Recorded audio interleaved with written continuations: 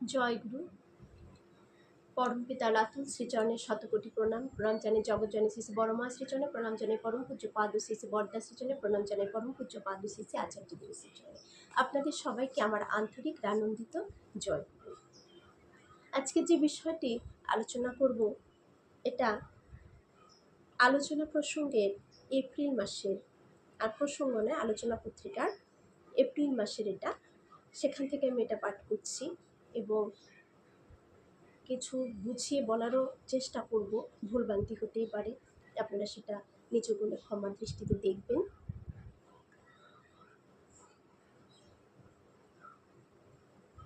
নিবেদন প্রণাম সমান তালে চলছে আচার্যদেবের কাছে। কারো নিবেদন পারিবারিক, কারো সামাজিক, কারো অর্থনৈতিক, আবার কেউ মন্দির সম্পর্কিত নিবেদন করে থাকেন। এক দাদা এসেছেন, তার কিছু লোক বেশ সক্রিয়ভাবে ইষ্টকর্মের সাথে যুক্ত, কিন্তু কিছুদিন ধরে তাদের কাজের গতি ক্রমশ কমে আসছে। তিনি নিবেদন করলেন, আমরা একসাথে কাজ করি, অথচ কাজে কোনো উৎসাহ পাচ্ছি না। এটা আচার্যদেবের কাছে নিবেদন করলেন। তো আজকের যে বিষয়টি আমি আলোচনা করছি সেটা হচ্ছে আচার্যদেব যে ভেতরে আলমারির গোছানোর কথা কি বললেন, সেই আলমারির গোছানোর সাথে আমাদের কি তুলনা করলেন, সেটাই আজকের বিষয়। উত্তরে আচার্যদেব বললেন, একটা সহজ উপায় হলো একে অপরের প্রশংসা করা শুরু করো। সামান্য তুচ্ছ তুচ্ছ কাজের ক্ষেত্রেও এটা করো। উল্টো দিকের মানুষটার প্রশংসাটা করা শুরু করো, দেখবে সেও তোমার কাজের প্রশংসা করবে। পরস্পরের প্রশংসা করলে হারিয়ে যাওয়া উৎসাহটা আস্তে আস্তে বেঁচে ওঠে। কিন্তু নিন্দা, এটা ভালো না, ওটা ভালো না, এটা এরকম, ওটা এরকম, এই চিন্তায় মনের চারপাশকে সংকুচিত করে তোলে। একবার প্রশংসা করা শুরু করে দেখো, প্রথম প্রথম না হয় একটু মিথ্যাই প্রশংসা করবে। মিথ্যা প্রশংসা করতে করতে দেখবে মুখ দিয়ে একদিন সত্যিই প্রশংসা বেরোচ্ছে। উক্ত দাদাটি এতক্ষণ মুগ্ধ হয়ে শুনছিলেন। এরপর বললেন, আজ্ঞে, আমার পারিবারিক কিছু সমস্যা আছে।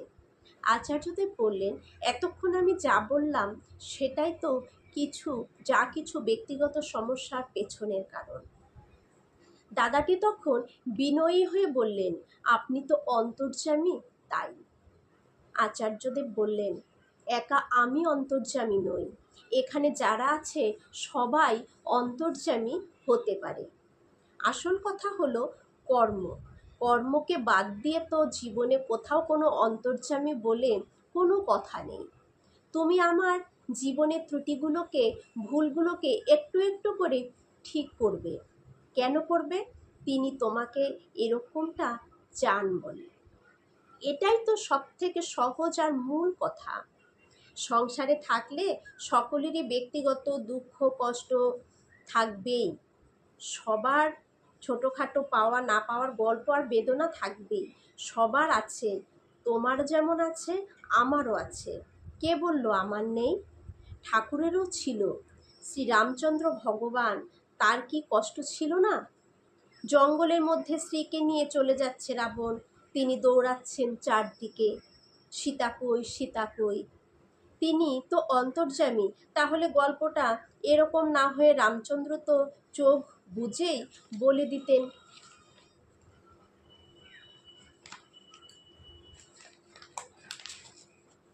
সব অন্তর্যামী মানে এরকম নয়। অন্তর্যামী মানে তার অর্থটা হলো, ধরো একটা আলমারির ভেতরে অনেক জিনিসপত্র আছে, আর সেই সবগুলো অগোছালো, এলোমেলো। এখনই আসল কথাটা, যে একটা আলমারিতে আমাদের কাপড় চোপড় সব কিছুই আছে, কিন্তু সেই আলমারির কাপড়গুলো সব অগোছালো, এলোমেলো। এটার ওপর ওটা, ওটার ওপর সেটা, এরকম হয়ে আছে। এই এলোমেলো আলমারির দরজা তুমি প্রতিদিন খুলছো, প্রতিদিন বন্ধ করছো, কিন্তু কিছুতেই ভেতরটাকে গুছিয়ে উঠতে পারছো না। এবার তুমি ধরো, তুমি যার কাছে এই আলমারির দরজা খুলে ধরলে, সে এটাকে সম্পূর্ণ গুছিয়ে দিল, সেই হলো অন্তর্যামী। কিভাবে বোঝালেন আচার্যদেব? যে আমাদের ঘরে সবার আলমারি আছে, আলমারিতে কাপড় চোপড় সব আছে, কিন্তু আলমারির ভেতরে দেখা যায় অনেক সময় অগোছালো থাকে, অনেকে খুব বেশি থাকে, হয়তো এটার উপরে এটা, ওটার উপরে সেটা, উল্টো পাল্টা গোছানো, কোনো একটা যে সিস্টেমে খুব সুন্দরভাবে গুছিয়ে রাখা সেটা নেই। সেটা কারো ওপরে সে দায়িত্ব দিল যে আলমারিটাকে সে আবার রোজ খুলছেও বন্ধও করছে, কিন্তু সেটাকে আর গুছিয়ে উঠতে পারছে না। কারো কাছে সে আলমারিটাকে খুলে দিয়ে দিল যে তুমি গুছিয়ে দাও।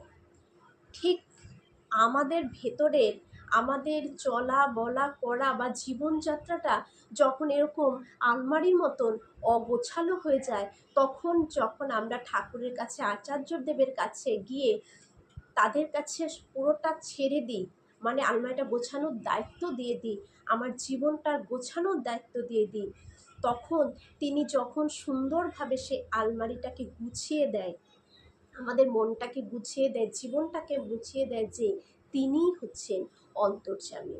তাহলে অন্তর্যামী সে, যে তোমার মনের ভেতরের অগোছালো সবটাকে গুছিয়ে দিতে পারে শুধুমাত্র একটা গল্পে, একটা গল্পের মধ্য দিয়ে তোমার জীবনটাকে গুছিয়ে দিতে পারে। কিন্তু কর্ম তোমাকেই করতে হবে, কিন্তু কর্ম আমাকেই করতে হবে।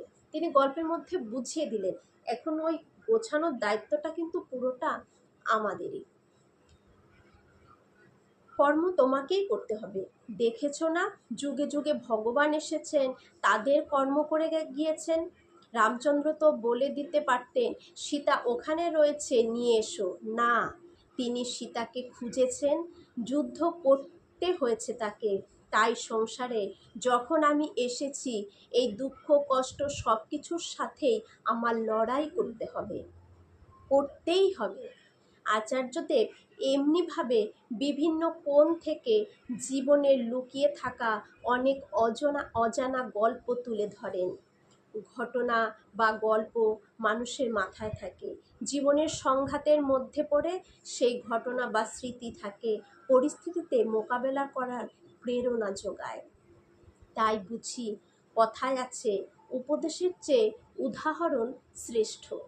উপদেশ দেওয়ার থেকে কেউ যদি একটা উদাহরণ দিয়ে তাকে সুন্দর করে বুঝিয়ে দেয় জীবনটাকে কিভাবে চালাতে হয়, কিভাবে পড়তে হয়, একটা ছাত্রকে আপনি উপদেশ দিচ্ছেন, কিন্তু উপদেশ না দিয়ে যদি তাকে গল্পের মধ্য দিয়ে তাকে বুঝিয়ে দেওয়া হয়, তাহলে কিন্তু সে সেটাকে গ্রহণও করবে এবং পড়বেও। সব ক্ষেত্রেই আমরা অনেক সময় দেখি অনেকে খুব উপদেশ দিয়ে থাকে, সেই উপদেশ দেওয়ার থেকে তাকে গল্পের মধ্য দিয়ে তাকে সঠিক করতে হয়। এটাই আচার্যদেব বললেন, যে গল্পের মধ্য দিয়ে কারো জীবনকে সুন্দর করে দিতে পারে, সেই হচ্ছে অন্তর্যামী। তাহলে আর করতে হবে, ওই আলমারিটা যেমন গোছাতে আমাকেই হবে, আমার আলমারি আমাকেই গোছাতে হবে, তা তেমনি আমার জীবন আমাকেই গোছাতে হবে, আমার জীবন আমাকেই করতে হবে। তিনি বুঝিয়ে দিবেন, কিন্তু করতে হবে আমাকেই। তাই পুরোটা আমার ওপরেই নির্ভর করতে হবে। তাই কর্ম ছাড়া কখনোই কিছু সম্ভব নয়। সবার মঙ্গল প্রার্থনা করে আজকের ইষ্ট প্রসঙ্গে এখানেই রাখছি। জয়।